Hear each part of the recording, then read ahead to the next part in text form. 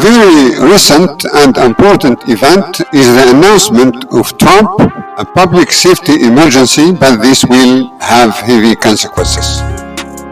What was announced? Declaration of an emergency. The president declared a public safety emergency in Washington, D.C. Police take over. He announced that he was placing the D.C. Metropolitan Police under direct federal control, invoking Section 740 of the District of Columbia Home Rule Act. National Guard deployment. The president activated and deployed approximately 800 members of the D.C. National Guard to assist law enforcement. Justification. The president justified his action with what he called a situation of crime, savagery, filth, and rubble in D.C. and promised to make the capital great again. He mentioned rising crime rates and targeted the problem of homelessness. Other measures, hundreds of federal agents from agencies such as the FBI, ATF, and ICE were also deployed. The D.C. emergency and its context. Trump's recent declaration of a public safety emergency in Washington, D.C. and his subsequent actions to federalize the city's police and deploy the National Guard have drawn significant attention. Justified his move by citing a supposed surge in crime, savagery, filth, and rubble, and promised to make the capital great again. However, city officials, including Mayor Muriel Bowser, have disputed his narrative, stating that violent crime rates are actually declining.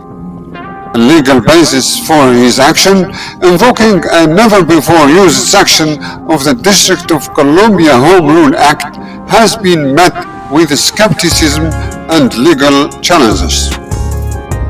Potential political motivations. Beyond the stated reasons, analysts and political observers have pointed to a number of strategic motives for these and other recent actions. Distraction from the Epstein files. The announcement came amid a renewed focus on the Jeffrey Epstein case and the release of documents related to it. There is speculation that Trump's actions are in an attempt to divert media attention and public discourse away from these files, which could contain embarrassing or damaging information for a number of high-profile individuals, including some with whom Trump has been associated. This is a familiar tactic for Trump, who has often used major announcements to shift the narrative when facing scrutiny. The fading promise of peace. Trump's recent peace efforts between Russia and Ukraine have seemingly stalled. His election peace promise of 48 hours is still a shame.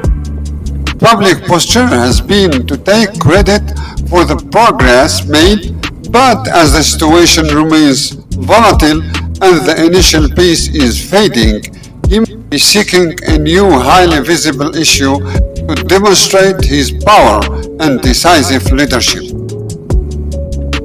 The D.C. emergency, a dramatic and highly publicized action, serves this purpose. Economic headwinds. The economy is also a source of concern. His administration's economic policies, particularly the imposition of broad tariffs, have been met with criticism. While Trump touted these tariffs as a tool to protect American jobs and reduce trade deficits, they have been criticized for rising costs for American businesses and consumers.